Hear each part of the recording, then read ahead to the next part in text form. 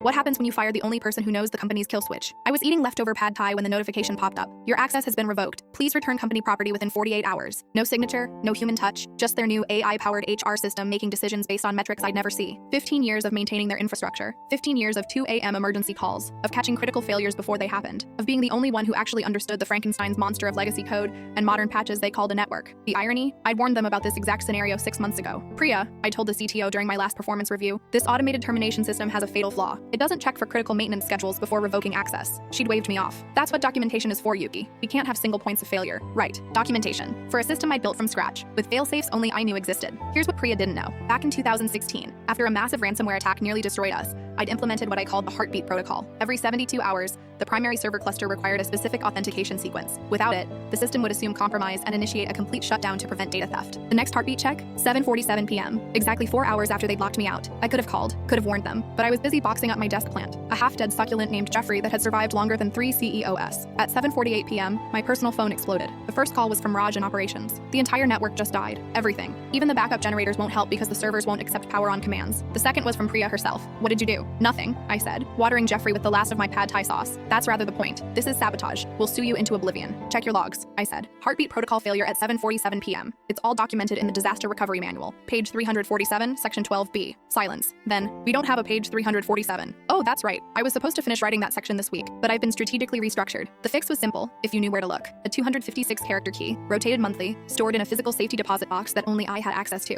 Corporate policy, actually. They'd insisted on it after the 2016 attack. By 10 p.m., the news was reporting mysterious outages at Helix Technologies. Stock futures were plummeting. 40,000 employees couldn't access their work. 3 hospitals couldn't access patient records. Priya called again at midnight. This time her voice had lost its edge. We need you to fix this. I'm terminated, remember? The AI said so. We'll reverse it. Double your salary, stock options, whatever you want. I looked at Jeffrey, then at my boxed up office supplies. Triple. And Raj gets promoted to senior operations manager. He's been doing the job for 2 years without the title. That's fine. Yes. Can you fix it now? I'll need a signed contract first, and a human to process it, not your AI system. It took them 6 hours to find someone who remembered how to process manual paperwork. Another 2 hours to get legal approval. By then, Helix had lost an estimated $400 million in market value. I fixed their system at exactly 72 hours after the shutdown began, long enough for every major client to invoke their service level agreement penalties, but not long enough to trigger the catastrophic failover clauses. The AI-powered HR system was quietly discontinued the following month. They hired back 17 people it had flagged for optimization, including Lorraine from accounting, who'd been there since 1987 and knew where all the financial bodies were buried. My new office has a window now. Jeffrey sits on the sill, still half dead but stubbornly growing new leaves. And every Thursday at 3:47 p.m., I get a calendar reminder, strategic restructuring anniversary. I always take a long lunch that day, just in case the new HR system gets any ideas. They never did find page 347 of the manual, because there never was one. The heartbeat protocol's real documentation was stored exactly where I told them during the 2016 debrief, in a sealed envelope in the CEO's office safe. They just never bothered to look.